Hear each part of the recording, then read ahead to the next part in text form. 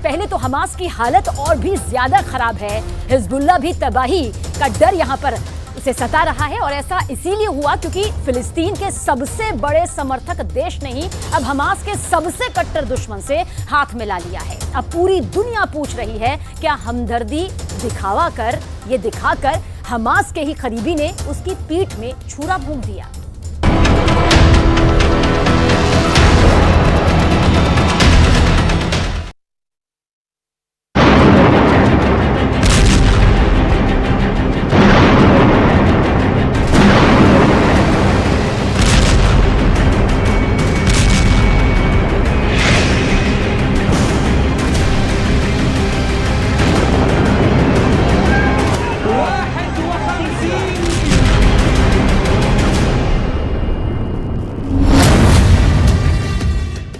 Israel ने कह दिया है कि हमास का खात्मा तय है।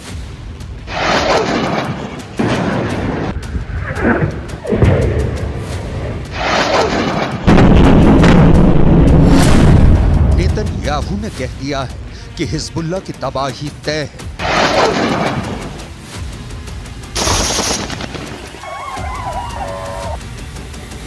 अमेरिका और इजराइल दोनों कह रहे हैं कि हूथी भी मारा जाएगा।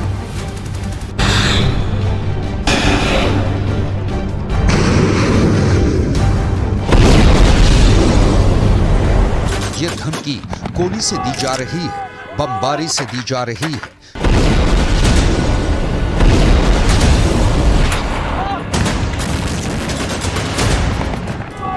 मिसाइल के हमलों से दी जा रही है, लेकिन हमास को खत्म करने की सबसे बड़ी सुपारी तो उसके सबसे बड़े हिमायती ने ही दी है।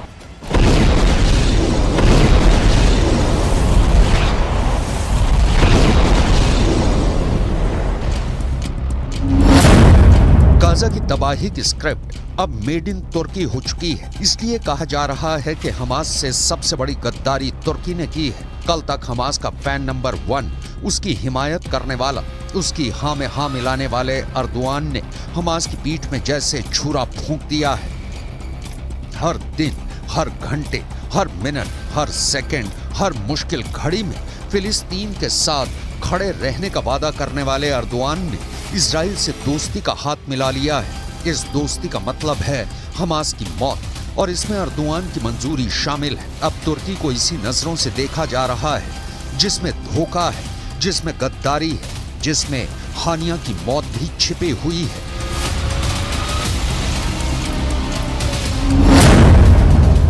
गाजा में बमबारी शुरू होने के बाद से तुर्की और इजराइल के बीच व्यापार 34.8% तक बढ़ गया है। इजराइल को तुर्की का निर्यात नवंबर में $319.5 मिलियन से बढ़कर दिसंबर में $430.6 मिलियन हो गया।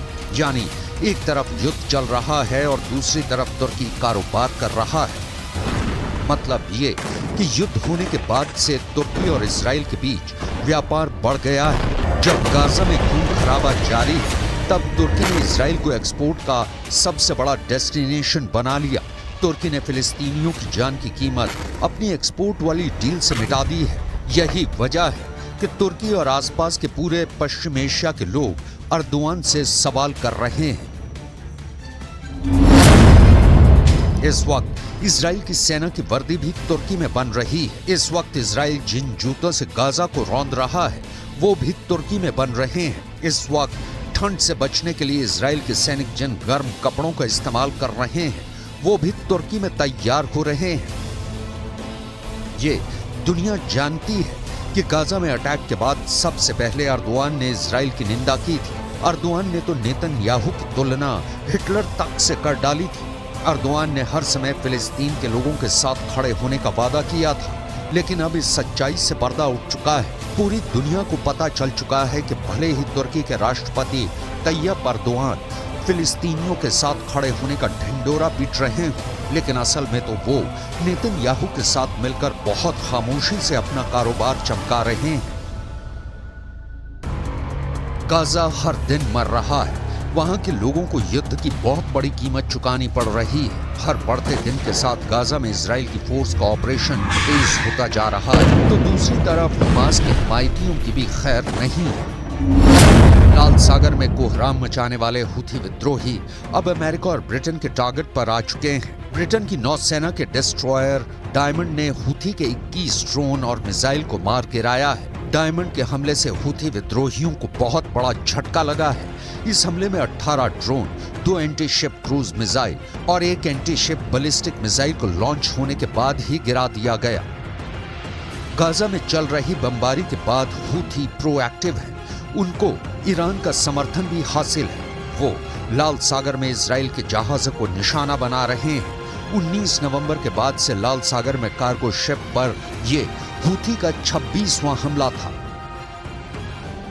हुथी विद्रोही लगातार इजराइल पर हमला कर रहे हैं।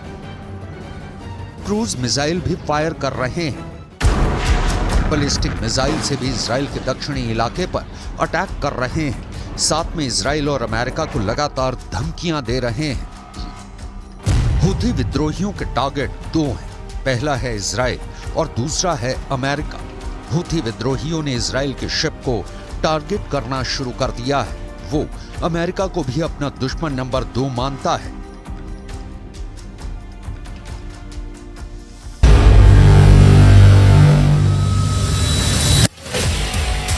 गाजा में चल रही जंग के बाद दुनिया में कारोबार के लिहाज से हालात कितने गंभीर हो चुके हैं, इसका खतरा सब महसूस करने लगे हैं। इजराइल ने दुनिया के प्रेशर के सामने झुकने से मना कर दिया है। लिहाजा अब हुथी विद्रोही, जिनकी ईरान से बेहद करीबी है, उन्होंने इजराइल के शिप को टारगेट करने का फैसला किया है। वो जानते हैं कि उनके करीब से गुजरती शिपिंग लेन दुनिया की लाइफलाइन है और यहां पर हमला करने का मतलब इजराइल के गले पर हमला करने जैसा है। من الملاحة في البحرين العربي والأحمر حتى وقف العدوان ورفع الحصار عن إخواننا الصامدين في قطاع غزة. إن القوات المسلحة اليمنية تؤكد حرصها الكامل على استمرار حركة الملاحة في البحرين الأحمر والعربي إلى كافة الوجهات عدا موانئ فلسطين المحتلة. आखिर समंदर में ऐसा उबाल क्यों आ रहा है? अब यमन के हुथी विद्रोहियों ने इजराइल और उससे जुड़े जहाजों पर हमले तेज कर दिए हैं। यानी अदन की खाड़ी में और लाल सागर में अब कार्गो जहाज के 2 दुश्मन तैयार हैं। यमन के हुथी विद्रोही जो गाजा पर इजराइल की बमबारी रुकवाने के लिए इजराइल के जहाजों या उसके लिए माल ले जा रहे कार्गो शिप को टारगेट कर रहे हैं। ये दोनों अदन की खाड़ी और लाल सागर में जहाजों को टारगेट कर रहे हैं।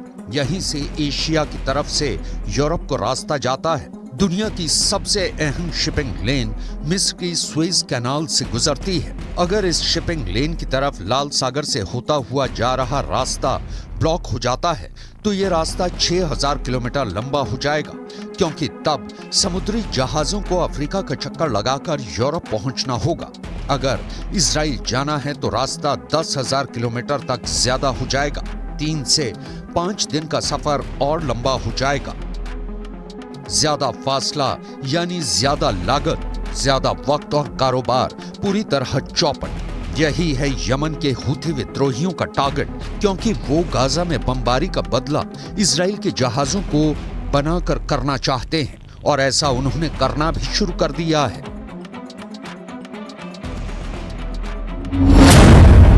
यमन के हुथी विद्रोहियों ने 15 देशों को ललकारा है। यानी हुथी विद्रोहियों ने 15 देशों से युद्ध लड़ने की तैयारी कर ली है।